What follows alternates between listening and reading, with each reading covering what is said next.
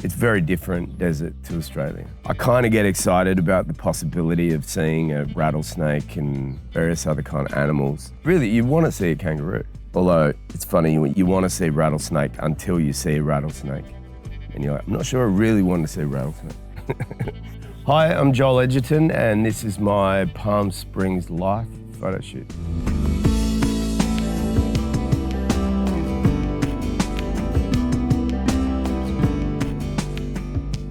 We are here in the Sonny state in Palm Springs, and we're about to head later to the Smoke Tree Ranch. I've been here in Palm Springs a few times. I've been here for the film festival in 2017 for Loving.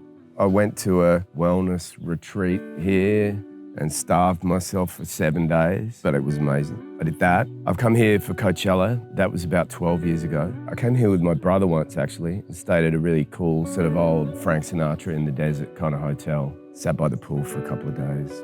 What's kind of amazing out here, it's very different kind of desert. Like I've been out in Joshua Tree and being out and going for like big hikes. It's a great place for that. Because Palm Springs is here and because, you know, you got this sort of various towns around, it's sort of a nice way of being close to a desert, but you're also able to stay somewhere nice. And Australian deserts tend to be quite vast. You could drive for days without really being able to stay anywhere. Yeah, I mean, there's similarities for sure.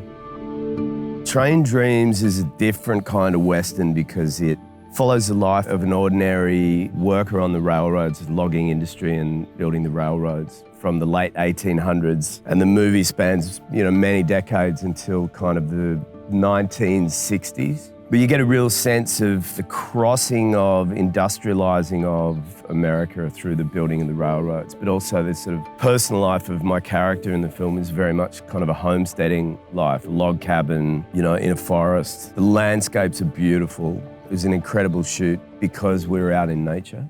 Beautiful, ain't it? What is? All of it. Train Dreams has the hallmarks of a Western, but a different kind of Western. You know, most Westerns in my mind kind of have this kind of landscape that I'm looking at right now. Rocks and mountains and devoid of trees. And Train Dreams is set in the Panhandle in Idaho. It was shot in Spokane and in various parts of Seattle out in the woods. It's a very special movie that sort of also talks about how kind of insignificant we are as people in the world that we're standing on, and yet how connected to it we should be. And there's quite a naive but spiritual take on how everything in the world is connected, nature and people, and through various characters you learn about their relationship to harvesting the earth for these big trees. It's a beautiful line that William H. Macy says in the film about how old these trees are and how long they've been around before us. And he says that it hurts a man's soul to cut them down. So this is sort of nicely innocent and naive point of view on things that we're thinking, you know, more richly and scientifically about today. Upsets a man's soul whether you recognize it or not.